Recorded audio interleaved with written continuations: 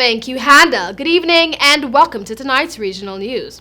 The Caribbean Community CARICOM nations of St. Lucia and Suriname and the Dutch Caribbean islands of Aruba and Curacao have been added to the list of countries that have confirmed cases of the novel coronavirus COVID-19.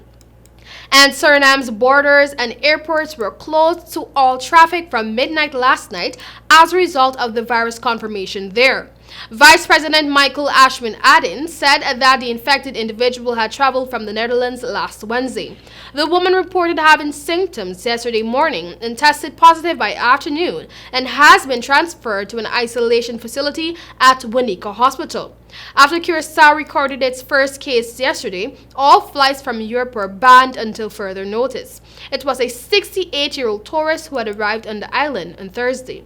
Additionally, passengers and airline crew who have traveled recently to other areas with sustained transmission of COVID-19 will be evaluated and screened if they are exhibiting symptoms. Aruba has also confirmed 2 cases and all flights from Europe have been banned until at least March 31.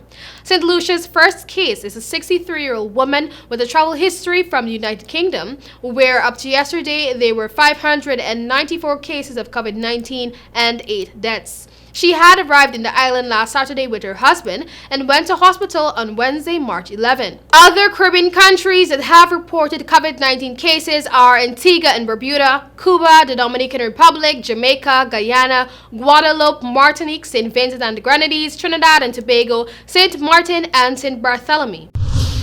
And now for some rather interesting news from the Bahamas. A 42-year-old Jamaican man was charged with overstaying his spousal permit when he appeared in a court in Bahamas on Friday.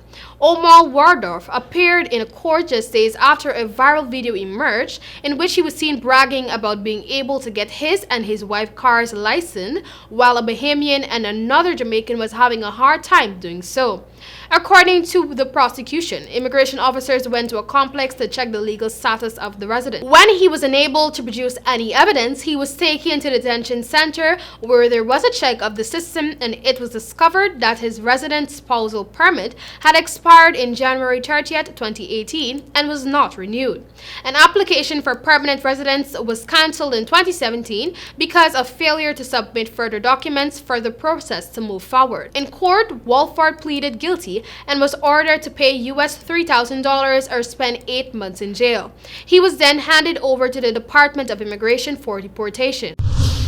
And finally, in the Bahamas. The Bahamas has its first confirmed case of the coronavirus disease 2019 COVID-19 on Sunday.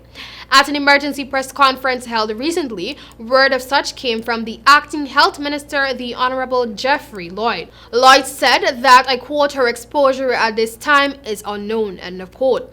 The woman is receiving care in the designated isolation area of the Princess Margaret Hospital.